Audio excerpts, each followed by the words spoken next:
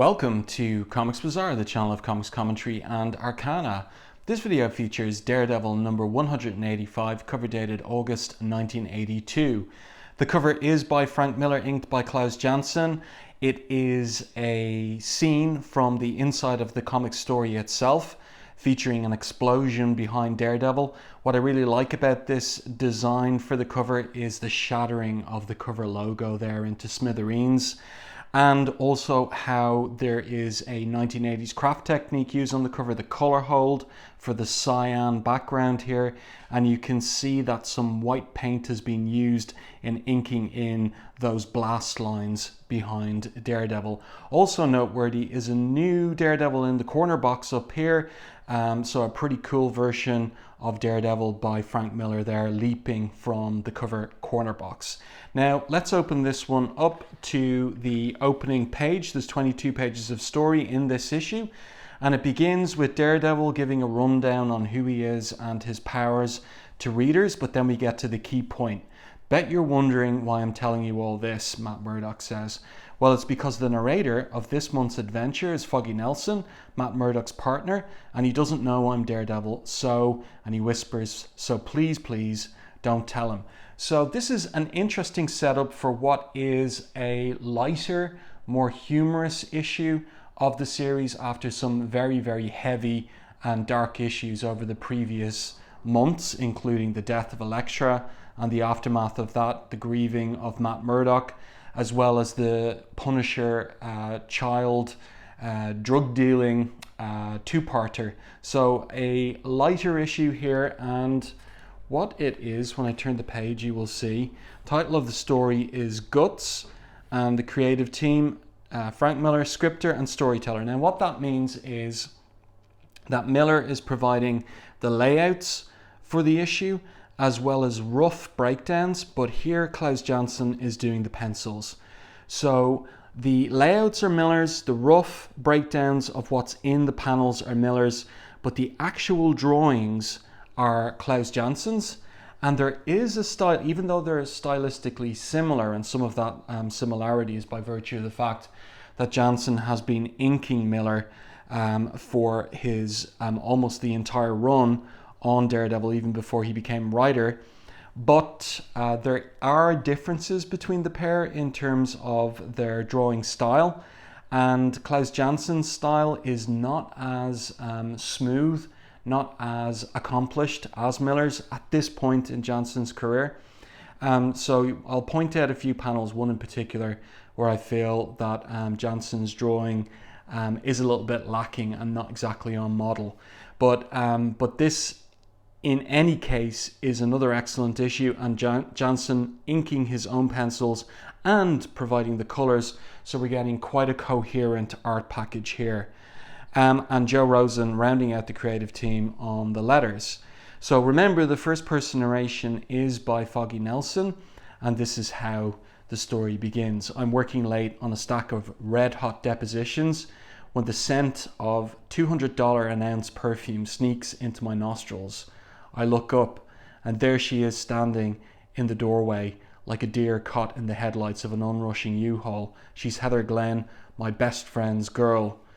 And she calls out to Foggy, and he asks her, what's wrong, Heather? You and Matt on the outs again? Foggy, that's me, Franklin Nelson, attorney. So she says, not since Wednesday. No, I was just in the neighborhood and thought oh, what's the use? I'm in deep trouble, Foggy, and you're the only man on earth who can help me. So this is the woman in trouble trope that is a staple device of the hard-boiled detective fiction, crime fiction that Frank Miller loved so very much, like his heroes being Sam Spade, the novels of Mickey Spillane, Philip Marlowe, all of that kind of crime noir fiction, detective fiction. Miller was a complete fan of that, and you see him doing that genre without any superheroes in Sin City, but he's doing it here in this particular issue of Daredevil, and he's having some fun with the genre by virtue of the fact that Foggy Nelson becomes the PI, the investigator, the one that Heather comes to for help. So he wipes away her tears and she explains to him that the problem is Glen Industries. Ever since Daddy died, I've been trying to run the business the way he would have, but the board of directors is trying to take it away from me, and last night I found out that they're involved in something that might be criminal. Explosives, Foggy, they're making bombs, and the computer won't say what for. So Foggy asks the question readers would, have you told Matt? And she says, I can't. And then he arrives in, is that you, Heather? And then we're back to Foggy's first person narration. It's Matt Murdock, my partner and best buddy. A great guy, but a little strange sometimes, like right now. Something about the way he stands there makes me think he knows everything Heather just told me, even though he couldn't have. Nobody's got ears like that. So those kinds of dramatic ironies play throughout this issue as well. The fact that Foggy Nelson, Matt Murdock's best friend, doesn't know his secret identity, his alter ego as Daredevil, and that brings a lot of humor to this issue. But one or two things I want to point out before moving beyond these opening couple of pages is Frank Miller's layouts and that superb design sensibility he has. So even this establishing shot of Heather walking into Foggy's office is really well designed in terms of her figure taking up the vertical panel here on one side, and then we have the office door opening up and we've got Foggy down here in the bottom panel of the door. Really, really nice work. And even Rosen getting in on it, putting the lettering, the speech balloon here in this particular panel of the door, going to Heather there. And then we have the parallel of that layout over here with the tiers of panels, just like here, and then the vertical panel with Matt Murdock entering the office from another door, a back door, or maybe from his own office that is adjacent to Foggy's. Really thoughtful layouts and storytelling from Miller. But remember, the pencils, the drawings are by Klaus Janson.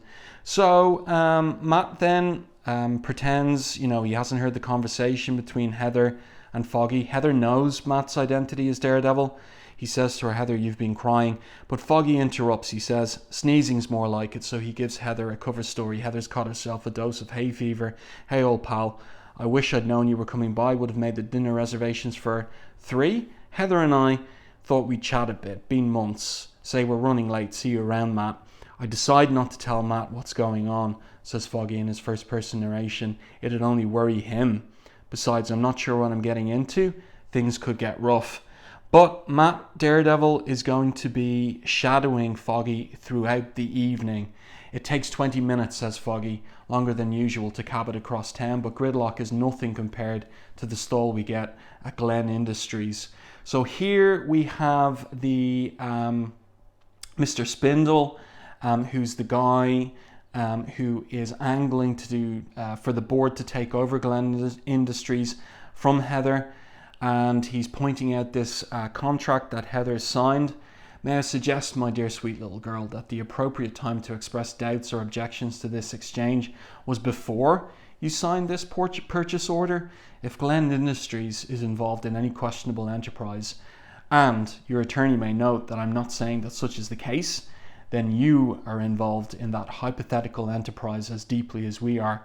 So we can see the look on both Heather and Foggy's face there. But I really like this particular panel. Again, one of these long vertical panels of Daredevil with the light coming from the window, illuminating one side of his figure and the rest in silhouette. And we've got the cityscape over there to the left of his figure as well.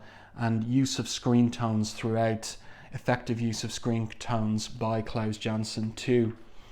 So then what happens is they're out on the street and Foggy says, look, it's my duty to instruct you to call the police, he says to Heather, but she says no.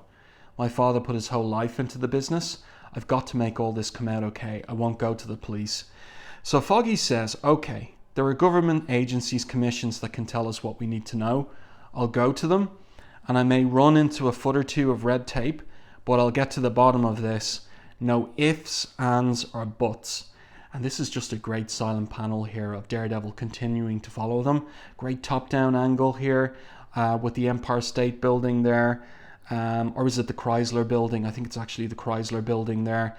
And I love the way that the reverberating flagpole is indicated in the art as Daredevil somersaults off upside down from the flagpole following Foggy. So Foggy set it up here. I may run into a foot or two of red tape, but I'll get to the bottom of this. No ifs, ands, or buts. And I love this sequence and love this page. If the proper files and records were to be reported in the proper manner, then with proper cross-indexing procedures we could. Thanks anyway, says Foggy, as he exits the Bureau of Industrial Statistics. And we have the panel design repeated, but he's coming out of different bureaucratic offices: the Commission on Corporate Practices, the Department of Public Assess and Research, and he's getting if, ands, and buts with bureaucratic jargon.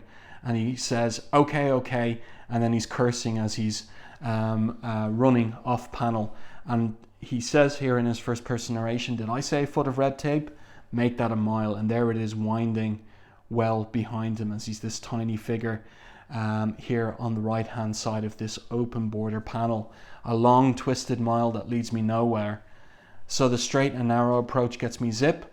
I'm not finished, not nearly. So we see his eyes narrowing there. We see that look of focus and concentration and determination on his face. And here we go. Here we're getting to the really comic part. As night enshrouds Manhattan like a pup tent, I stalk the darkest corners of the New York underworld. I'm a hunter. The city is my jungle. My quarry will not elude me. So, Foggy becoming a type of PI straight from the crime fiction, the hard-boiled crime fiction of a Mickey Spillane novel. And here we go. And this is Miller, Miller loves this genre, but he is parodying it with affection and with love in this sequence and the sequences of Foggy until the end of the issue. I hit the bars, he says in his first person narration. I hit the docks. I scour every flop house and pool hall. I pop the head off every festering pimple on the spotted underbelly of the Lower East Side. I hang tough. And then, of course, we have his tough, hard-boiled first-person narration contradicted by what's happening in reality. None of your business, says this docker. And Foggy just walks away saying, okay. This tough guy here, get out of here. And he says, okay. And this guy at the pool hall, sure, I'll talk, but it'll cost you 50. Okay, says Foggy. Nah, 100. Okay. Them there bombs is going to be used in a big heist, real big. Hey, your shoe's untied. So he looks down, saying, but I'm wearing loafers. And whop, he's knocked out. And then, like the first person narration here, but mostly you got to keep your eyes and ears wide open for the smallest clue or the first hint of danger. So Foggy, completely oblivious, sucker punched. I float in silence, quieter than an empty Astrodome, a darkness blacker than any Hershey bar. There's that humor in his similes in Miller's first person narration for him. Then my head is pounding with dull pain and I'm awake. And where does he find himself? He finds himself at Slaughter's. And Slaughter is one of these crime bosses that is an underling to the Kingpin, unwillingly so, and who's there begging Slaughter for a job, except for Turk. We haven't seen Turk in some time, so he's obviously gotten out of prison. Quiet Turk, says Slaughter, I'm guest is coming round. And here, Foggy says in his first person narration, I'm waist deep in hot chicken soup. These guys have to be hoods, gotta think fast. So now he comes up with a false identity for himself. The name's Nelson, Guts Nelson. I understand you're into bombs. I want in, see. So he's doing his best Jimmy Cagney impression now in terms of the way he's talking. And Slaughter's having none of it. Kill him, he says. But Turk's insistent, Mr. Slaughter, about that job. Shut up, Turk. So the guy who brought, from the pool hall, who brought Foggy to Slaughter is complaining about having to kill him and disappear the body. And then whose red gloved hand is this in the foreground about to hit the light switch? Well, of course it's Daredevil, who's been shadowing Foggy all the way. And so the thug asks, hey, what's with the lights? So on the next page, after the ads, we get what happens in the dark here. So Foggy really does have some guts. He pokes the guy in the eyes, and then Daredevil gets in and starts taking out all of Slaughter's heavies. While Foggy's first-person narration continues, the blood pounds a symphony in my veins. The killer instinct that is a part of all men surge through me like seltzer, and I'm unbeatable, unstoppable as he's running for his life. The lights, he hits the lights. One of Slaughter's flunkies hits the lights. I got him, Mr. Slaughter. But there, when the lights go up, we see that Foggy is sitting atop a pile of heavies and pulling out his Hershey chocolate bar and munching on it. And Turk there is taken by surprise. He must have taken them all out just like that. Turk, shoot him, says Slaughter. Can I have my old job back if I do? It's yours, shoot him. And this is a great little sequence here. So Turk is thinking, and he's looking at how unflustered Foggy is, and then he decides against it. Nah, as he pulls the gun up. Guts here is my kind of guy. He's got brains and muscle, probably got money too.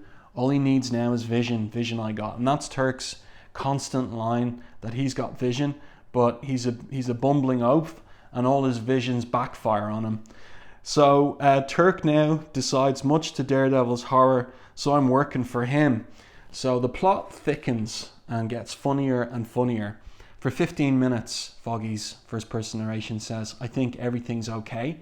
Then Turk takes me to a midtown skyscraper, and I'll look at the place. Makes me smell that chicken soup again, only this time it's up past my waist and at my elbows and climbing. So where is he now? Turk has taken him to the Kingpin. And Foggy's there saying, look, Turk, all I want is the dope on those bombs. See, doing this Jimmy Cagney again. And Turk says, sure, Guts, sure. We'll get right to that. But I figure moves like yours shouldn't ought to be wasted. Besides, this here's the Kingpin's joint. He runs all the mobs in town. And he's the one who's using them bombs for a big knockover on Pier 47. So now we have the information that Foggy was looking for, which is the bombs, the explosives that Glenn Industries are making. Who are they selling to? They're selling to the Kingpin. He's the Kingpin of crime. So Glenn Industries is into some dirt. There, I love this panel outside the building of Daredevil sitting on the ledge, cross-legged, and looking in with the shadows cast from the Venetian blinds across his body. Really nicely done. And here we go. Now here's one of these panels that I would be critical of. So we see the Kingpin here. The Kingpin is a huge man, looks fat, but he's all muscle. But he looks here much more like the comical third-rate Spider-Man villain that John Romita Sr. used to draw, and that Frank Miller has revised the look and seriousness of the Kingpin. So Klaus Janson making him look much more like Humpty Dumpty here than the deadly, huge figure that Frank Miller drew back in issue 172, for example. So that's something I would be critical of, and you can see the difference really between Janson's style and Miller's style in a panel like this. And also you understand that although Miller is providing the layouts and very rough breakdowns, they are very rough breakdowns, and Janson is doing the full pencils and inks. So nice top-down shot of Daredevil running across the ledge of this skyscraper and leaping away, because he's en route to Pier 47 in order to stop the Kingpin's scheme. But back in the Kingpin's office, he says to Guts, state your business, I've no time to waste. So the Kingpin, all business. And now we're going to get a really cool storytelling here, where if you look at the top tier of panels on these 2 pages, it's all focused on Daredevil and what's going on down at Pier 47. And in parallel with that, we have the action in the Kingpin's office. So Daredevil leaping off one of these crates, running towards the ship, but it explodes. And then we see these frogmen climbing aboard the ship, the burning ship. Daredevil jumps into the water. This is a great panel of him swimming under the water. Great use of screen tone and also use of white media as well in order to indicate the bubbles. And then Daredevil climbing atop the ship. We see through the porthole there, the frogmen inside, and they've lifted a crate from the ship. But back in the office, what's going on in parallel is the Kingpin is getting a radioed in account of what's going on down at the piers. So no sign of Daredevil? Nope, he's told. Turk pushes Foggy forward. He says, I'll keep it short, Kingpin. And Kingpin replies, I like it, that would be wise. Turk continues, you been tapped for a top hitman ever since Bullseye snuffed that lady assassin you was using, then got busted up himself? I figure you're looking for a new man. And he points here at a very, very alarmed looking Foggy. Indeed, says Kingpin. Maintain contact, he says to his frogmen. A master assassin, eh? You hardly look the part. Where did you study? And why have I never heard of you? And Foggy's got no answers to that, and he's about to run off when Turk stops him. Just a minute, boss. This here's Guts Nelson. I seen him take out 12 of Slaughter's boys in 30 seconds flat. So Kingpin is thinking now, he's considering, if this is true, then perhaps I should hire you, Guts, or perhaps I should have you killed. So there's a looming threat here, and Daredevil's not around to protect Foggy. So Daredevil's made the decision to leave Foggy in the office and go take care of things on the pier. Another great 2 pages, and again with this continuing layout design of the top tier of vertical panels covering the action of Daredevil on the pier. So he knocks out this frogman, and the radio's knocked out of his hands as well. And then they're tossing the crate overboard. Daredevil catches it. Into the water he goes, and the crate knocks off of some barrels on the bottom, and it cracks the timbers of the crate. So whatever's inside is going to be revealed. But great silent sequence here. Daredevil not talking at all, just in action. No quips, no smart remarks, all action up here. And down here the tension is building because Kingpin's lost radio contact with his team. We've got a nice silent panel there. And Foggy gets an inspiration. Consider it a warning, Kingsley. I got connections powerful enough to bring you down, see? You're bluffing, Guts. You'd no part in this, responds Kingpin. We're merely suffering a communications failure of some sort. There is no cause for concern, none. Silent again, and he calls into the radio Filch, his frogman. Nothing. Just such great storytelling from Miller. Really great stuff. And then it continues. Another 2 pages. And again the same layout design. And here we get the panel that inspired the cover. And what's inside this crate? Well, it's revealed in the dialogue below over here that it's a radioactive isotope, and it explodes there. Danger, on the label on the crate, danger, radioactive materials. So Daredevil, is he injured by that explosion? No, he survives and he surfaces. And the frogmen say, better check in with the boss. Boss, this is Greaser. We had ourselves a little setback. So the tension is going on all the time down here when there's no radio contact. And when radio contact is reestablished, the frogman explains, Daredevil happened, got that isotope we was after. They're both in the drink now. So it was Daredevil. Kingpin puts it together. He stayed out of sight, tricked me into making my move. He is a shrewd opponent. In time, I shall be required to eliminate him, but his death must wait. Yours, however, is at hand, says Kingpin. Flint, come in here, bring your gun. Boss, says Flint, out in the front office, and there's a thwack sound effect. So it looks like Daredevil, has he arrived? No, it's on the radio. The noise is coming over. Daredevil is taking out all the frogmen, and Kingpin is calling out for his man Greaser, and Daredevil picks up the radio. 5 words, Kingpin, and I'll only say them once. Don't mess with Guts Nelson.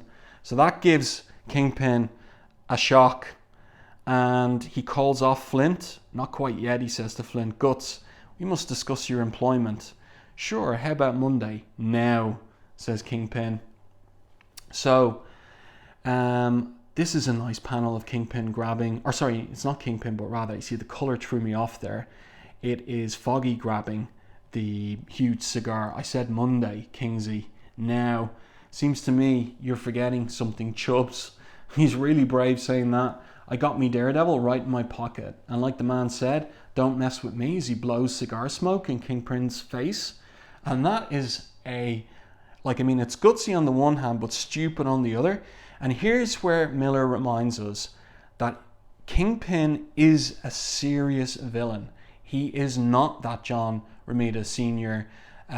Third-rate Spider-Man villain, always defeated by Spider-Man. He's a dangerous, formidable foe and capable of killing, crushing someone like Foggy Nelson, killing him himself, crushing his neck, his throat. So he's holding him up there and he's enraged, but then he drops Foggy on the ground. Monday then, we get that tight, narrow panel focus on his eyes and his knitted eyebrows there as well. Really, really great stuff. Great sequence here. And just, there's the comedy part of it, but what I like is how the comedy does not overwhelm the true menace and threat here, and the fact that Kingpin is not a comic buffoon. He is a ferocious opponent and a killer. So Foggy has a lucky escape, and Turk here says to him, Guts, you and me are going to go places. And so now we're going to get our one-page wrap-up for the story. And I really like this page too. Great storytelling on this page also. They're at the airport. Foggy's booked them both a flight to Chicago, and Turk is baffled. Why are they going to Chicago? And Foggy says, I got connections to make, Turk. You want to be my main man or not? Sure I do. You kidding? I never saw nobody spook the Kingpin before. So Turk is sitting back in the seat, smoking his cigar. It's 1982, so you could smoke on planes. And Foggy says, he's getting up out of his seat. Little boy's room, he says to Turk, better make it quick. We're taking off soon. So nice little silent panel there as Turk smokes his cigar. And then he realizes after an undetermined amount of time, hey, the John's that way, but the plane is already moving. And I like the way that Miller shows it, where we've got the seat here in the center of the panel. Now it's moving to the left. Now it's gone almost all the way to the left with the next passenger coming up. It's a great way of indicating the motion of the plane. And then a final panel where the plane is taking off up into the air, and Foggy's just walking away laughing. He had a lucky escape, Guts Nelson, in this issue. So a great story, kind of a very affectionate parody of the tropes and devices of the hard-boiled crime fiction that Miller loves so much, and that he would treat more seriously, but with a tongue-in-cheek sometimes, on his Sin City run. Really well-handled issue here, and a little bit of a break from all the foregoing seriousness before we get back into that seriousness again. We're in the final, after this issue, in the final straight of Miller's original run on Daredevil. So next issue, The Fate of Glen Industries, Heather's answer. That's her answer to Matt Murdock's proposal of marriage. All this plus the return of one of Daredevil's oldest foes, sort of. There you go. I do hope that you enjoyed this review and commentary on Daredevil number 185. Let me know your thoughts on this issue in the comment section to the video. And if you enjoyed my review and commentary, please like the video on YouTube. It really does help the channel. And if you haven't done so already, subscribe to the channel and stay tuned for more content like this.